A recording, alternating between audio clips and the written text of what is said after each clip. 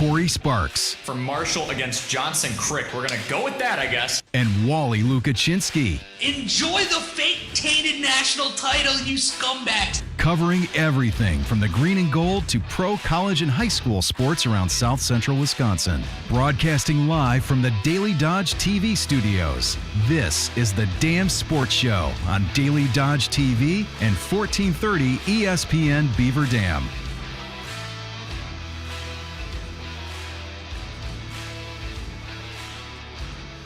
Only 5 days. Only 5 days until the Packers and the Eagles clash in the NFC wildcard round. There's a lot of doubters out there. There's too many doubters out there. I feel like everyone's Packers stock has just tanked in the last 2 or 3 days. So we'll talk about that matchup. We'll get a little more granular. We're going to break down each team by position. So in just a few moments, we'll go quarterback, running back, wide receiver, offensive line, defense, and coaching. Who has the edge in each of those respective categories? Where does Jordan Love rank amongst the 7 NFC playoff quarterbacks heading into the weekend? We have a Prep Sports triple header preview in our third segment. That's Beaver Dam girls basketball, Beaver Dam boys basketball, and Beaver Dam boys hockey. And we wrap up with a relatively new segment. I want to say this is the third or fourth time we've tried it. Maybe that's even overshooting it. Fill in the damn blank. Different phrases around the sports world and life in general, and we fill in the blank. Kind of like, what was I called? Mad Libs? Yeah, kind of. Mad Libs, exactly. Yep, but radio, so not really at all like that, actually. This is the Damn Sports Show on 1430 ESPN Beaver Dam and Daily Dodge TV. I'm shocked that made you laugh. I say a lot of things that kind of get under your skin unintentionally, but that broke you. I don't know why. Every now and then you just gotta give you your flowers, and every now and then you get me to chuckle a little bit. There we go. A reminder: you can follow us on Facebook at ESPN Beaver Dam, Twitter at ESPN BD. The show Twitter is Dam Sports ESPN. You can look at daily polls, and today the daily poll is something we're going to address in the second segment. Where does Jordan Love rank amongst the 7 quarterbacks in the NFC? We don't really care about the AFC. Hopefully we do care about the AFC in Green Bay in a couple of weeks because that means they made it.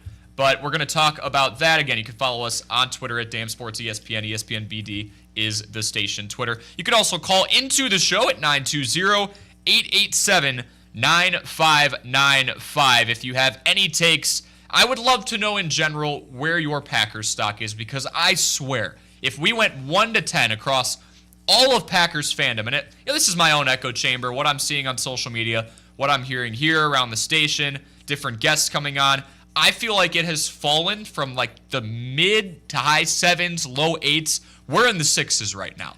People are not feeling good. No, I mean, you got to hear it yesterday. Gabe called me delusional. Gabe does not like where the Packers are at right now. He does not, and he does not feel very confident in their prospects this weekend. I come in a different spot right now because, I get you lose Christian Watson, but outside of that, I don't really have too much concerns over losing 2 division games that, frankly, didn't matter that much for the Packers. The playoffs start this week. Yeah. They knew that they were in forever ago, so I don't know. I just feel like I'm trying to have everybody take a deep breath because, this is a fantastic Eagles team they're going to play. The Packers are pretty darn good, too. And no one will ever admit it, and I would hope that this isn't the case with the Packers, but you could make a case that it is. What were they fighting for the last 4 or 5 weeks? Oh, we said this the first time they took on the Lions. We're like, okay. The second time they took on the Lions. They're like, if this doesn't go well, there is a very good chance they're fighting for the 5 seed. They're fighting to still likely play on the road for the entirety of the playoffs. It's just a matter of who they take on, and the objective is the same. Go on the road and win, and that's what it is right now.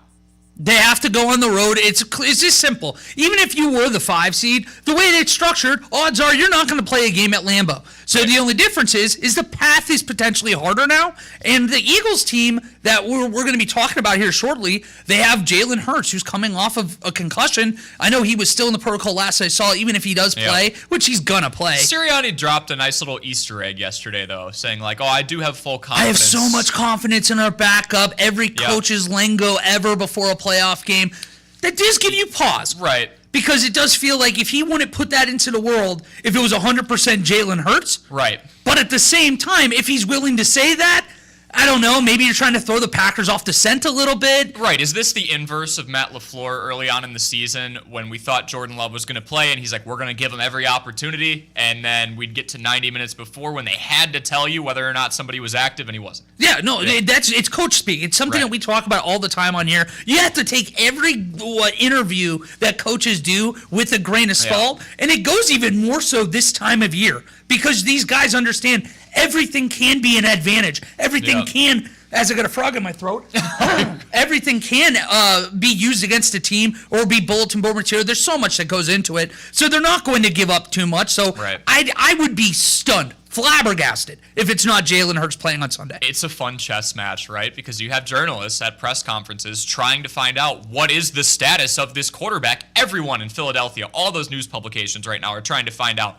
whether or not Jalen Hurts is going to play, even though they pretty much know the answer. But they need to hear it. They need that quote. And the coach is like, I'm not letting Green Bay know what I'm doing. Like, I mean, even if it's like 20 minutes of practice time that you're focused on a potential backup instead, it's 20 minutes the Packers don't have time to prepare for something else. Right. I mean, last week we got to see the Bears have that trick play in special teams that threw the Packers through a loop or turn it all the way. Those little things that you don't think that you need that extra preparation for. Every minute counts. Every detail matters. So we've kind of been dancing around the quarterback, and that's where we'll start with. We'll go quarterback, running back, wide receiver, offensive line, defense, and coaching. Who has the advantage between the Packers and the Eagles? Please call in if you have a different opinion or the same as us or a different angle on who has the edge at each position. Again, you can call in at 920-887-9595. You can also look us up on YouTube and go into the live chat. That is Daily Dodge TV, and you can let us know your thoughts on that. Quarterback, we've been talking about it. I'm going to give the edge to the Packers. I will say it'd be a lot closer if Jalen Hurts had played football in the last few weeks. Rust, I don't know what we're going to get. We were talking about that debate before. I don't know what version of Jalen Hurts we see, and I feel like the standard deviation of what on earth we're going to see from Jalen Hurts just got a lot wider because he hasn't been healthy. He hasn't been healthy. He hasn't had those reps. And even before that, I think that because they're 14-3, us in this national, like outside of Philadelphia, you just think it's sunshine and rainbows out there. But in reality, we're like a little over a month removed from one of the veterans on this team going on a podcast and saying, yeah, A.J. Brown and Jalen Hurts used to like really be buddies. They used to be getting on pretty good. They actually can't really stand each other right now. And you see that on the sidelines with A.J. Brown. He looks dejected at points because, yeah, they're winning games, but you know how wide receivers are. Yeah. If it's not going to me, I'm typically not going to be thrilled. Get me my targets. Yeah, I know there's only one ball, but these guys, they need to be fed. Even when these losses, you saw Justin Jefferson frustrated on Sunday night because he wasn't getting enough of a target share there. So I do think that with that,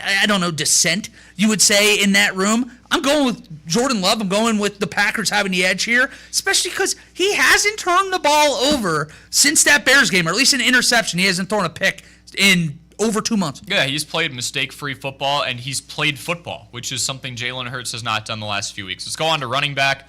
I mean, okay, if the Packers play almost anybody else outside of the Lions, the Ravens, and the Eagles, I would say Green Bay, but you got to give it to a running back who's in the MVP conversation, which is something we haven't said in years. No, and that's the thing. You could have made a case not only Offensive Player of the Year, but MVP to your point, and you can feel it because if Saquon Barkley's able to get going in this game, the Eagles are going to win. I will say if you are going to give an edge to Josh Jacobs in any area, he's as durable as they come. Yep. He's proven it. He could be a bell cow in any system. He's going to run the ball. He's going to run the ball hard for 17 weeks a year, where Saquon really hasn't had that up until this year being fully healthy. So it's just always in the back of your mind, well, what happens if he gets dinged up early? Who do you have more faith going out there and keep running hard? Right. Wide receiver, this is not a question. No.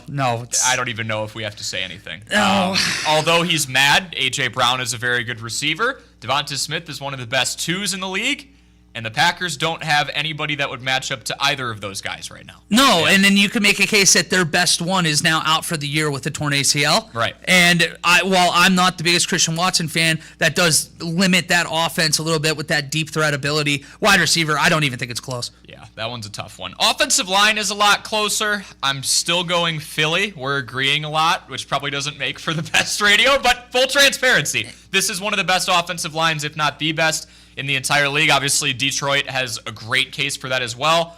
There's almost no other team in the NFL that has a guaranteed conversion on 4th and 1. No, goal to go from the 1. They literally, it's just, it's a cheat code. Even without having Jason Kelsey in there, Cam Jurgens has stepped in admirably. I know coming out of Nebraska, he had that one play. I don't know if people draft heads out there. He literally drove a guy 30 yards downfield out of bounds, blindside style, and got flagged for a giant run because he bullied a defender so bad. And that's the kind of offensive line the Eagles have. I mean, Landon Dickerson's another one. He was out there.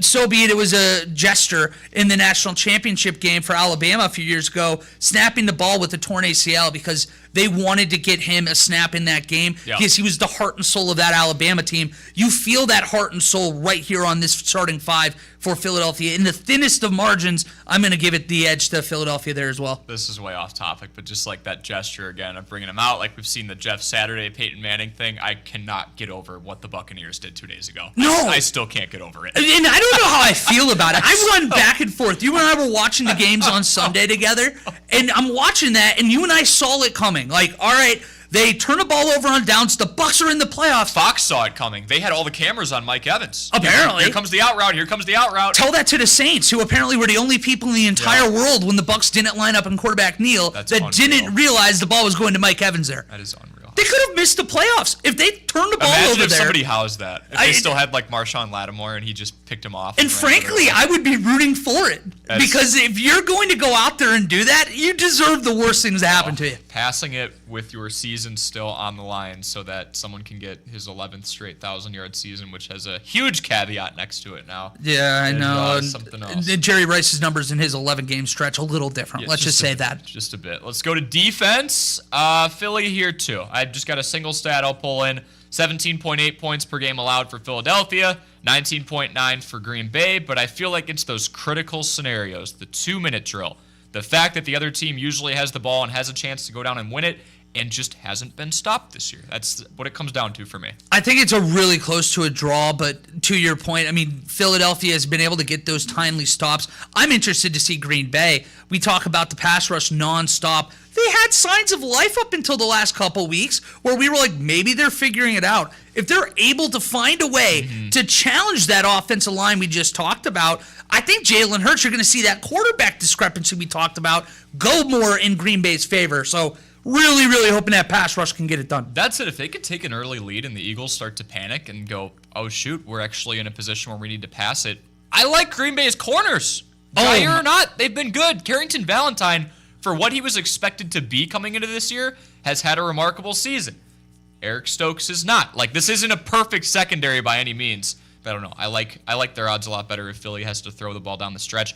And we threw coaching in here. Between Nick Sirianni and Matt LaFleur, I heard on Wilde and Tausch, which you can hear across ESPN Wisconsin and Wisconsin On Demand from 9 a.m. until noon on weekdays. Jason Wilde joins us. He'll join us tomorrow. He joins us Wednesdays and Fridays. I heard Mark Tauscher say this, that if the Packers were to get the doors blown off of them by this Philadelphia Eagles team that comes in at 14-3, that Matt LaFleur's seat, in the eyes of some, would be hot. I think that's outrageous. He thinks that's outrageous. Jason thinks that's outrageous. But this is kind of the dialogue we heard last year about Nick Sirianni with a football team that went all the way to the Super Bowl and lost to the Chiefs, and then came back and got first rounded by the Bucs. Yeah, no, there's definitely a vocal minority right now that is not happy with Coach LaFleur, and it feels like they're almost like sitting on pins and needles waiting for the Packers to lose or make a mistake so they can jump on them. Yeah. And I know that happens in every fan base, but it feels weird here because, I mean, to this point, Coach Matt LaFleur has done a very good job. I know that the big games has been the biggest push for him so far. But are you going to blame Coach LaFleur for losing a 49ers game last year? Yeah. I'm not going to. If anything, like, you got to look back. Defense, again, get a stop. It's in the rain. They have to make them go 90 yards down the field, and all that coming off of a missed kick where you can go back to the decisions to not address the kicking situation. And thankfully, they did this year because that was a huge talking point for us in the first 2 months. Yeah, McManus has one miss so far, and actually, I guess we could go special teams too. That's tough. Jake Elliott's had a year. I'm not going to lie. Like, when people talk about the regression of Justin Tucker, who's taking over, it might be Jake Elliott. He's been remarkable, and McManus, he didn't even have to be great for Packers fans to be able to breathe a sigh of relief because of how awful Anders Carlson and Braden Narvison were. I mean, this is an issue that was plaguing the Packers for a couple of years.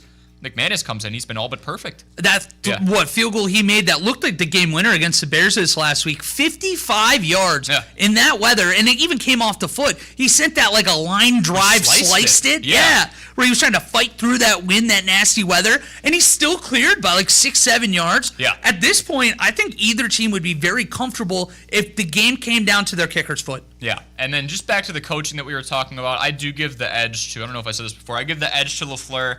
I feel like he's had the excuse the last 2 years now of having the youngest team in the NFL. The fact they're even in the playoffs is honestly pretty impressive year over year. And what Gabe brought up yesterday has some merit too. Let's say they lose to the Eagles. Was this season worse than last? I don't know, because last year's team was below 500 for the majority of the year and got hot at the right time and then did win a playoff game against the Cowboys team that's not very good in the playoffs. This year's team won 11 games. They almost won 12. In multiple instances, and none of their losses were by a lot of points. They were all by one possession. They were very close to doing more. This is a tough draw.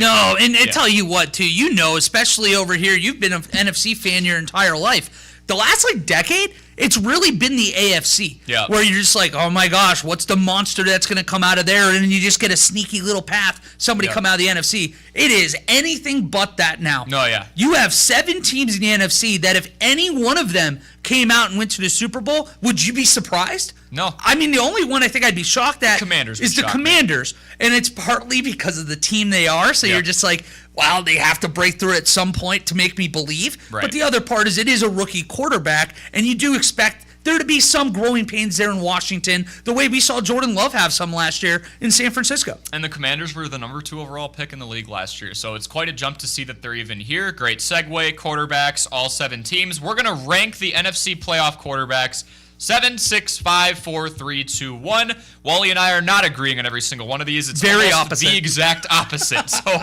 when we come back, let's rank those NFC playoff quarterbacks. Where does Jordan Love fall? You'll find out next here on the Damn Sports Show on 1430 ESPN and Daily Dodge TV.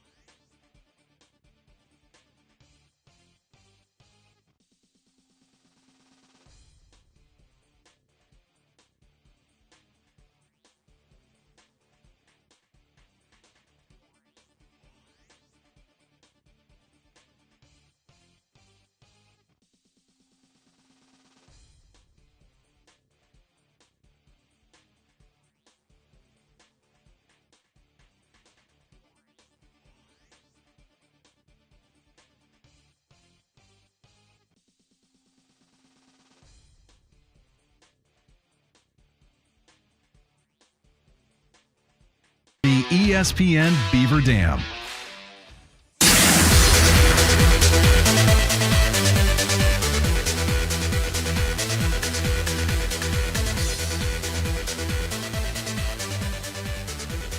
Welcome back to the Dam Sports Show on 1430 ESPN Beaver Dam and Daily Dodge TV. I'm Corey Sparks alongside Wally Lukashinsky. We've got Badgers, Packers, Brewers, Bucks, Prep Sports. Prep Sports is coming up next. We're hanging on the Packers in the NFC playoff picture. Kind of a unique angle in this one. The quarterback, the signal caller, the shot caller, the leader of the offense, very important to a team's success. And so we thought, especially with the, I would say, run of young names on here. I don't know if anybody outside of one, maybe two players is over the age of 30. I know Stafford for sure is. Goff is right around that age. It's a young class in the NFC. We wanted to rank all seven. We're going to go 7, 6, 5, 4, 3, 2, 1. You and I agreed a lot on the who has the edge in each position debate between the Packers and the Eagles. We do not agree here.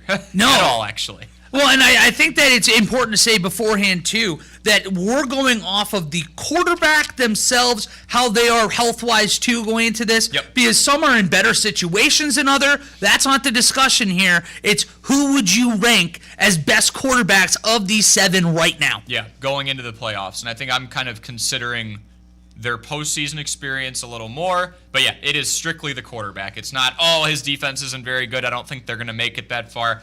That actually has nothing to do with it. It's how is this quarterback going to fare in the postseason based off what we know. We'll start with number 7, and I will give it to you. Well, because you already know the right answer here. It's Sam Darnold. That's unbelievable. How is this unbelievable? Sam Darnold. I'm not that far off from you. Good. I was going to say, because he is put in just a Barbie dream house scenario for quarterbacks, and his stats are inflated. So if you're going in a magical world where all these guys are stepping into the same situation, I'm sorry, I haven't seen enough yet. I want to see him in the postseason, and I don't think he's going to really raise up to that standard. I told you, I think they're probably going to win a wild card game, okay. But I think that's as far as they go, and it all goes back to who's calling the plays back here, who's the guy, the signal caller, and it's Sam Darnold. Yeah, let me ask you this. Okay, so you have him 7 out of 7 in the NFC. You don't have to give an exact number. I'll take a range. Sam Darnold is the what quarterback in the NFL? Where would you rank him? The most average position. He'd be 16 and a half. You got to go perfectly dead center. There used to be a thing back on the Around the NFL podcast way back in the day. Free plug, shouldn't have done it. But what I will say is that they had a Dalton scale.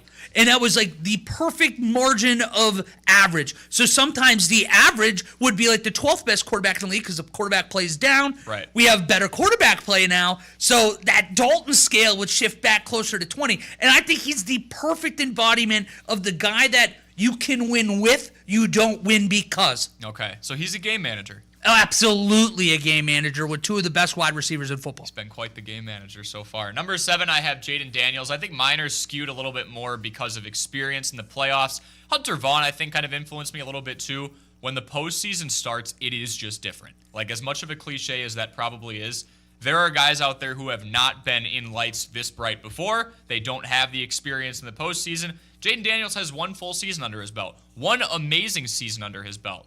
He's also going to try and carry, and again, I know we're not considering those around him, but he's going to have to try and carry a team that is coming off of a season where they were the 2nd overall pick. I don't know. I think a rookie quarterback is going to do as good as he can in this scenario. Mistakes will be made. They will, and don't get me wrong, he's not like the highest on my list for the same reasons. I need to see it in January for it to happen, but everything we've seen from him at this point suggests that he will at least elevate his play as we get closer to the big dance. Yeah, he's a great dual-threat quarterback. I just think rookies in this scenario, I'm almost always going to put them down unless they do something unprecedented, and I hope I'm proven wrong. Number 6, I have Sam Darnold, so we'll snake this. Every scenario, every situation, every factor you pretty much brought up. He is surrounded by a great supporting cast, and if I'm going by my rule of experience in the playoffs, he doesn't have any. No, he doesn't have any because he's been benched in every place he's gone before. He was on the Jets, which is being drafted by them is usually not great. It's a death sentence for a bit, and now he's here with a Vikings team that is surpassing expectations. I do think he deserves some credit for that, but he is in a dream scenario. He's in one of the best offenses in the entire league.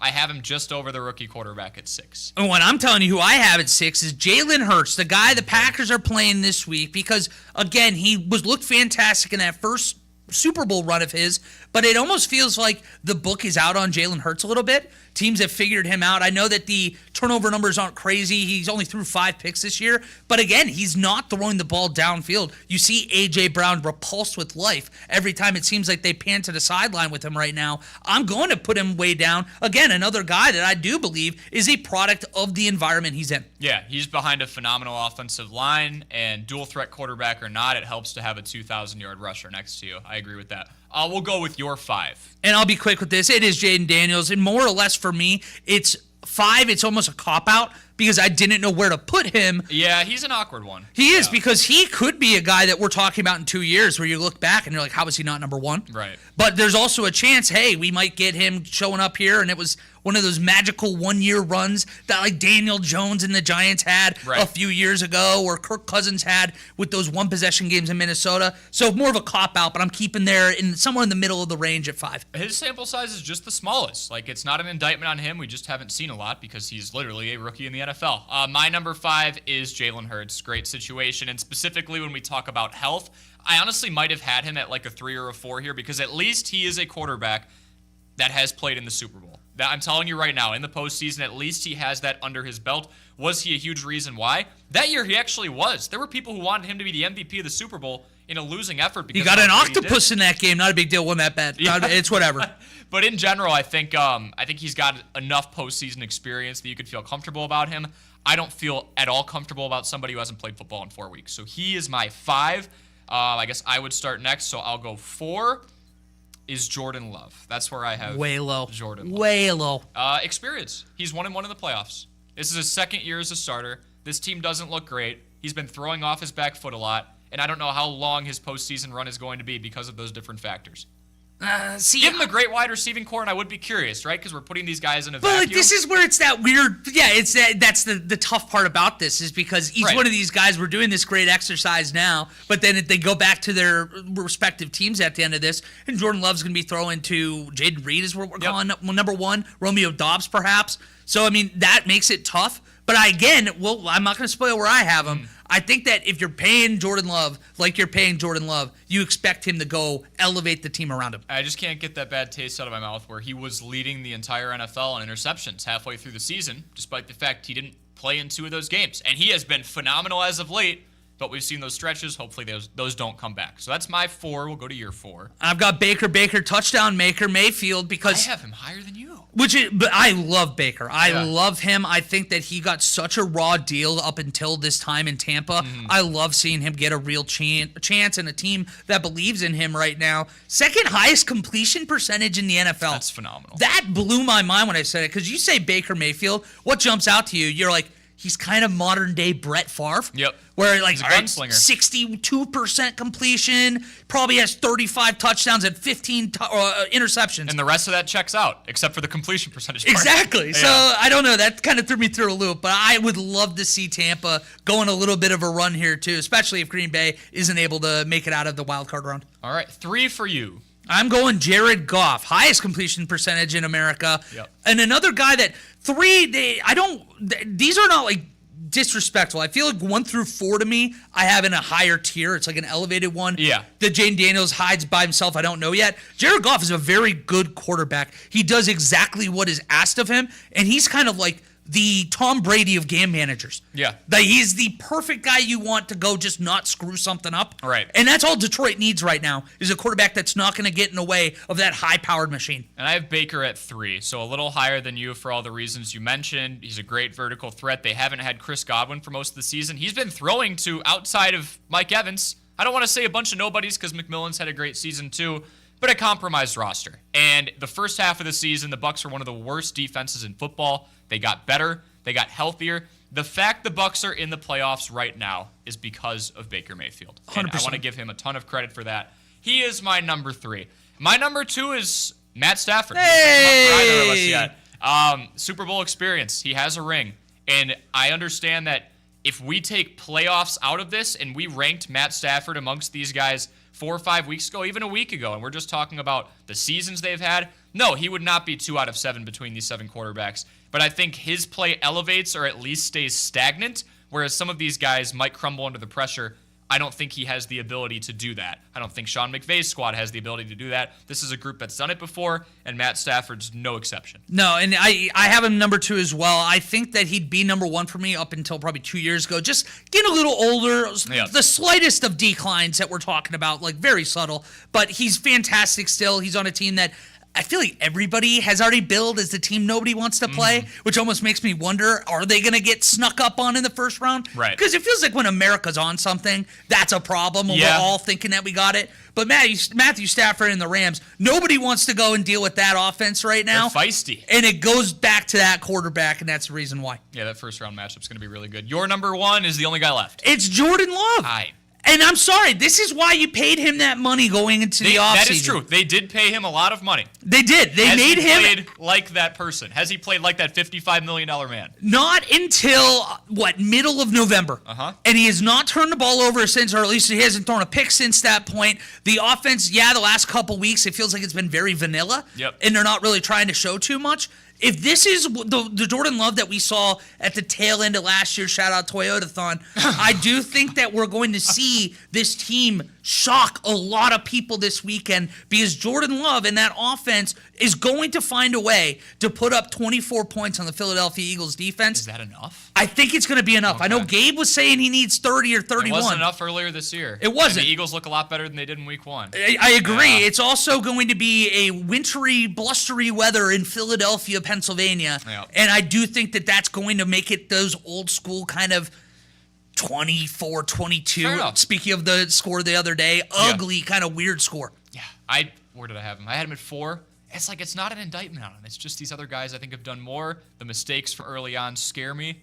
I want to see him be the $55 million man. We just haven't seen it yet. We've seen it in small spurts. I go Jared Goff here for the reasons that you said. 72.5 completion percentage. And the next question is like, all right, well, how many passing yards does he have? Has he been throwing it down the field? 8.5 yards per attempt. I would be curious what the yak is, right? You were mentioning that. Are some of these dump-offs to Jahmyr Gibbs, bubble screens to Jamison Williams? I know he's aired it out to him a few times. Amon-Ra St. Brown runs some shorter route combinations. Jared Goff's been remarkable. This team was on the doorstep of getting to the Super Bowl last year. They've only gotten better, and he has only gotten better, and that's why he's number 1. I think he's played remarkable outside of the 5-interception game he had against the Texans, where they still won. I expect him to take the next step, and I think he has in the regular season. He has enough playoff experience, too. Keep in mind, he went to the Super Bowl with the Rams, and then he went to the NFC Championship. He is a seasoned veteran in the playoffs. And if they go to the Super Bowl this year, he will have played 17, I think it's 17, it might be 18, 17 indoor games this year. That's crazy. So that's an absurd stat. I guess my follow-up is that if this magical world that we're in, let's say that you became a GM tomorrow and they're going to just do a 1-year only redraft of the entire NFL, and you got first overall pick, but for whatever reason you're only allowed to pick out of these 7 quarterbacks. You're telling me you take Jared Goff number 1? Nope, I wouldn't. But this is the playoffs. If I were doing a draft just for the playoffs, I would take Jared Goff. But for an entire season, I would not. Okay. Yeah. I mean, it's interesting. I think I am heavily taking into account the fact that this is the postseason and some of these quarterbacks have not played in it yet. Well, that's fair. That's fair. Kind of skewing my data. Yeah. I'm just going to say, like, if you take Jared Goff, you got to make the playoffs, too, in this scenario. Yep. So, obviously, you kind of have to have that both end. I'm telling you, Jordan Love at this point, we need to see in the postseason what we see, it feels like, in the latter parts of these seasons. But it finally feels like with all the rust come off now, he's been in there. I know he only got to play like a quarter on Sunday, but he got to play. I think that we can expect him to look a lot more like that opening game minus the 1 or 2 turnover-worthy throws, and that's going to be the difference this weekend. Yeah, I agree. It's going to be a thin margin. Honestly, to fully answer your question, if we're doing a draft in a vacuum just based on QB skill set going into the season, I think I'd take Jaden Daniels out of these 7. That'd be fair. Now. I wouldn't knock 7, it all. But I wouldn't knock it all. He's my 7, so that's just how much, I guess, this being the postseason matters to me. And I think it should be brought up, too, that these 7, I feel like it's the closest the NFC's quarterback, like if you were doing this exercise every year. Yeah, there's no like runaway favorite. Yeah, because usually you're like looking at, I can't think of one off the top of my head, but like the Trent Dilfers of the world. Yeah. Where you're just like, oh yeah, well, he's 7. He's Obviously. just playing on that crazy Ravens team. Where it's like this, all 7 of these guys, I think seasons. there's a case that you can make for any of them. Yeah, 100%. When we come back, Prep Sports Triple Header Preview, we'll talk some Beaver Dam. It is girls basketball at DeForest. I'll be on hand for that one. Boys basketball against Monona Grove. And then Wally here has boys hockey taking on South Central at the Family Center. Beaver Dam Sports Talk coming up next, and we wrap up the show with Fill in the Damn Blank here on the Damn Sports Show on 1430 ESPN Beaver Dam and Daily Dodge TV. This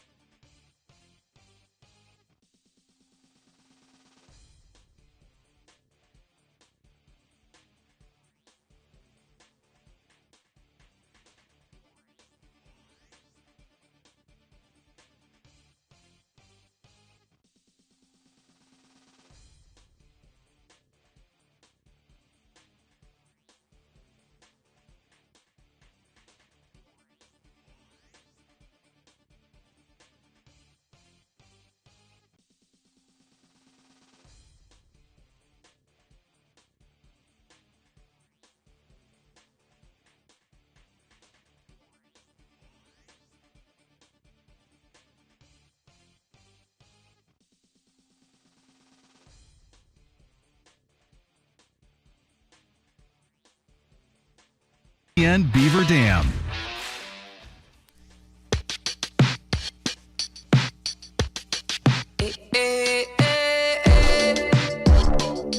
stream deck just shocked me. I was giggling. I was trying to keep it together for the start of this. Yeah, there's a little tablet in front of me with 15 buttons. Awesome. It's how we take all of our graphics on Daily Dodge TV for YouTube.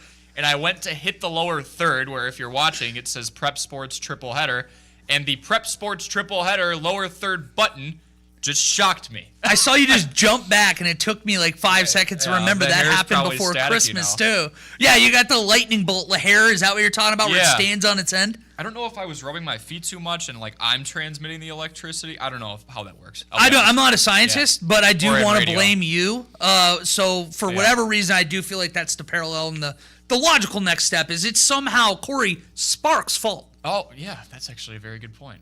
Yeah, well, see, it makes sense. It's your name. Well, this is me asking for pity now. If you would please go to the Daily Dodge TV stream and watch as this graphics on the screen, it caused me a lot of pain. So it worked very hard to enact that. Prep Sports Triple Header. Been saying that phrase a lot lately. This is a busy, busy time and a fun time of winter sports. We start out with girls basketball. The Beaver Dam girls basketball team 7-2 on the road at DeForest in a conference road battle. There are a couple of non-conference matchups coming up. This is not one of them. DeForest is in the Badger Large. I want to give a player to watch in this one. I was talking to head coach TJ Jolka just yesterday. My player to watch is Lucy Gonzalez. She's a sophomore who cracked the starting lineup, didn't play a whole lot on the varsity team last year, and has stepped into a huge role. She's a huge reason this team is 7-2, 4-1 in conference, and is winning by an average of 8 points per game. She started the season off 4 for 20. She is now 19 for 35 cents, and she's shooting in the mid-40s for her field goal percentage. Coach Jolka told me she is typically tasked with guarding the best player on the other team. That's how the matchup goes, and then if they go man-to-man the other way, she just happens to be guarded by the best player on the other team, and despite that, she's really caught fire from the field. Again, this is a sophomore on a team that only has one senior who is just starting to really get her rhythm, and there's plenty of basketball left. I'm so happy that you highlighted Lucy Gonzalez today, because even going back to volleyball, one of the things that made it so exciting to watch her is you can see the passion. Like a lot of times you see it and it's just like these are really polite and nice kids out there. Yep. You can tell when the game starts, Lucy is a competitor. Yeah. And you've seen that in basketball at the start of the year too, where the shots weren't necessarily falling. Great defender though. But you saw that defense, and then you got to also see always just like a water bug flying all over the court. Mm-hmm. So I'm really happy that the shot's starting to fall because the defenders, the Aaron Craft-like type people of the world, they're not the ones that get all the pop. So to actually see the offense reflect how incredible she's been as a defender, I think it's a great call. And then to your point about these couple winnable conference games here coming up before a really tough non-conference slate of Oostburg, great name, and Wauwatosa East. I love that. Both of those names. Oostburg. Wisconsin and their towns, man. I can't get enough of it. But yeah, so getting these two get back on track after that tough game with Waunakee, I'm really excited to see this one tonight. Yeah, she's been a huge reason this team has been as successful as they have been so far, and it's starting to really reflect on the offensive side of the ball. Boys basketball at home against Monona Grove. Key players I'm looking at, Parker Stobie is this team's sharpshooter. Isaiah Younger had back-to-back triples early on against Waunakee. Key to the game would be start fast. Most of the games that this team has lost, it's been because they had an early deficit they could not overcome. Get out in front early, you don't have to worry about clawing back. It's been the first 10 minutes of the game for this team. To your point, when they're winning games, you remember at the Slam at the Dam, it was like 21 to like 10 before I even blinked. I was walking down the stairs, and all of a sudden, I'm like, all right, cool tip. I'll see you guys later. And then I look up, and I'm like, how have they already scored 20 points? We've been here for like 3 minutes. So, yeah, getting a fast start has been the key all year, and it's just so cliche. But you start strong, it makes it a lot easier down the stretch. And I want to see that again. Get back to that fast start, really competitive and dynamic early on. Yeah, the offense has been dynamic in general. Again, they had the 80-plus point performance. They broke the 100 barrier right after that. They've shown they can score. It's just a matter of, as you said, starting strong. And then Beaver Dam boys hockey takes on South Central at the Family Center. You will have the call for that. You know, we were talking about a team that only had one win through their first handful of matchups. That's not the case anymore. They've been streaking. Yeah, they have been. They've won 3 straight games. They're now 3-4 in Badger play. Same with South Central. So Mason Poznansky has 25 points in 10 games, 16 goals and 9 apples. And then Elliot Garton's come on too. He's another one that he can find the back of the net when he needs to. 6 goals, 7 assists himself. And then, of course, you can't do any of this unless you have strong goaltending. Mm-hmm. And Zach Shave, a .937 save percentage, the unfair to him 3-6 record, Yep. it could be much better. When you're out there and you got a guy that's saving 93% plus of your shots going against you, you're going to be in a position to get some wins. Well, when you look at the record of a relatively young team that quickly finds themselves near 500 again, that record could be a lot worse if they didn't have such a good goaltender. You know what I mean? So phenomenal job by Shave. Garten has kind of been that second option behind Poznanski, as you said. He's got 13 points. Was looking to see who that would be. Some of those lines are mostly freshmen, and they're getting a lot of minutes. So the fact that Elliot Garten is starting to show up has been really encouraging to see. Again, they take on South Central tonight at 7 o'clock for the puck drop. That is your Prep Sports triple header preview. When we come back, we have a segment called Fill in the Damn Blank. Some of this is Wisconsin, some of it's sports, some of it's neither. So it's kind of just a random segment that we're throwing in and trying to have fun with. And that is coming up next here on the Damn Sports Show on 1430 ESPN Beaver Dam and Daily Dodge TV.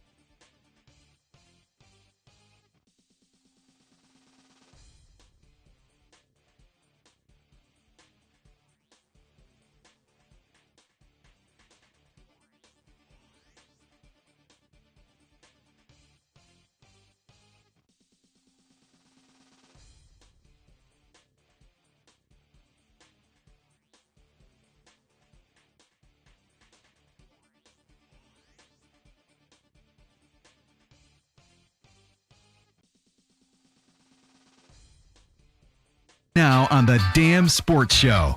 Stay tuned to 1430 ESPN Beaver Dam.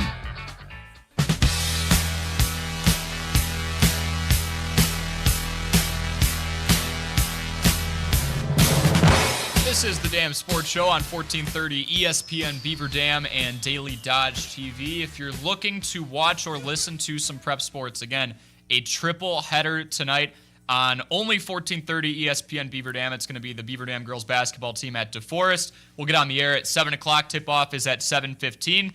Same goes for Beaver Dam boys basketball at home against Monona Grove. All the details are the same, except for that will only be on Daily Dodge TV. All the details the same, except it'll only be on Daily Dodge TV for boys hockey, taking on South Central as well. This segment is called Fill in the Damn Blank. Kind of like Mad Libs. Throw a phrase out there, and you fill it in with either the best or funniest or most creative thing we can kind of think of. And these are all over the place. Wisconsin sports and some things that have absolutely nothing to do with anything sports or Wisconsin. We kind of just throw random things in there. But the Bucks' recent struggles, we'll start with that. The Bucks' recent struggles are blank. Page 8 news. It's irrelevant. That's phenomenal. It's literally like if Wow. you're just like, oh my God, I'm still reading the newspaper here. I might as well jump back here where it's like next to you want to buy a vacuum cleaner. Yeah, it's page 8. Now, the vacuum cleaner's right next to it. It's no big deal, Corey. Who cares? Yeah. They're going to be fine. Yeah, mine's not page 8 news, but it has the same meaning. It's just not a big deal yet. I think you brought up that it was the dog days of the NBA yesterday. I'm interested to see if they make a move at the deadline. I'm more curious to see what a smaller market does around the deadline than I am, are they going to make the playoffs? They'll be in the playoffs. They're more than talented enough. A little old, but more than talented enough. Tyreek Hill is blank. Going to ruin a franchise. Because someone is going to make a move. I don't care. The Dolphins doing the whole, it ain't like, we're not trading them. That's like squashed. That's a lie. That is just put the fire out. We'll see what we can do, maximize value. Someone's going to trade for him, pay him $1 bajillion, and we're going to get that same fall off that so many of these elite wide receivers at the tail end of their prime go through. He was talking to a reporter not very long ago and basically alluded that he is gone. Bye. I'm done. Yep. And that is apparently not the case in a trade capacity. I am going to say Tyreek Hill, based on his recent behavior, is Antonio Brown 2.0. And he would agree. He made his ex-profile picture into literally Antonio Brown jogging off the field in no longer a Buccaneers jersey without his shirt at MetLife Stadium. I mean, he is embracing this, you brought it up multiple times, wide receiver diva stereotype. I mean, he's embracing it right now. Oh, he's the poster child for it Yeah. now. Like, for the longest time, for the last 5 years, you look on that milk carton, it's Antonio Brown. Yeah. I will say that if you are going to look at similarities, he's kind of on a similar track right now. Yeah, I mean, an absolute spark for most of his career, and I don't know where this candle dies out or how it's going to die out or if it lights like 5 buildings on fire, but he's going on an interesting run right now. This feels like the beginning of something bigger. Hopefully it's not. Packers doubters are blank. In for a shock this weekend. Calling your shot. I've been calling it. I'm going to keep calling it. I tell you what, this Packers team is getting doubted by the entire world right now, and that is where you want to be. You want to slip in under the radar. Yep. Everybody, you're going to sneak off that plane in Philadelphia. You're going to walk in, steal a win, fly back home for a few days, and figure out where you're going next. I'm going to say Packers. I agree with that. I think that America is too down on the Packers right now, and that's a good thing. And I think Packers doubters, in my opinion, are far too many. I get they're underdogs. I get this is the 2-7. I get that it might even be kind of unfair that an 11-6 team is the 7th seed right now. I get the loss against the Bears was tough. Did it ever occur to anybody that maybe this fire under their rear ends is a good thing? 2 straight losses going into the playoffs. Not ideal. You're supposed to be playing your best football at this point of the year. But what if they barely beat the would have been 4-13 Bears? I think that's worst case scenario, because then you go, well, we got to win. 12-win season. We kind of squeaked out of there. It wasn't ideal. They didn't play well. And there is an L in their schedule that reflects against one of the worst teams in the NFL that they didn't play well. And that has to sit with them until Sunday. I think they're going to wake up. I think they're ticked off. And I think if nothing else, at worst, they lose by 3 points. And that's the thing. Yeah. They've had 2 non-one possession losses this year. They're that close Yep. from being in the conversation, at least, for the NFC North championship. The fact that we're talking about them like they're an 8-9 team that backdoored into the playoff is amazing to me. I mean, if ands and buts, right? But if you put them in almost any other division, we're not having this conversation. 100%. For a variety of reasons. The Packers' X factor is blank. It's Rashawn Gary. We need that pass rush to show up. We need that front seven to show up because we know that Josh Jacobs is going to get the rock. We know that Jordan Love is going to be asked a lot of this team. But if that defense can come up with a few surprising turnovers, maybe Rashawn Gary gets a couple sacks, then all of a sudden that recipe to get that win makes a lot more sense. Outside of Jordan Love, if we went back in all of our episodes and just looked at, and this might be the case across ESPN Wisconsin, what Packer name are we mentioning the most? I think it's Rashawn Gary. I think he's been the buzzword this year because it's just the expectation that we had going into the year.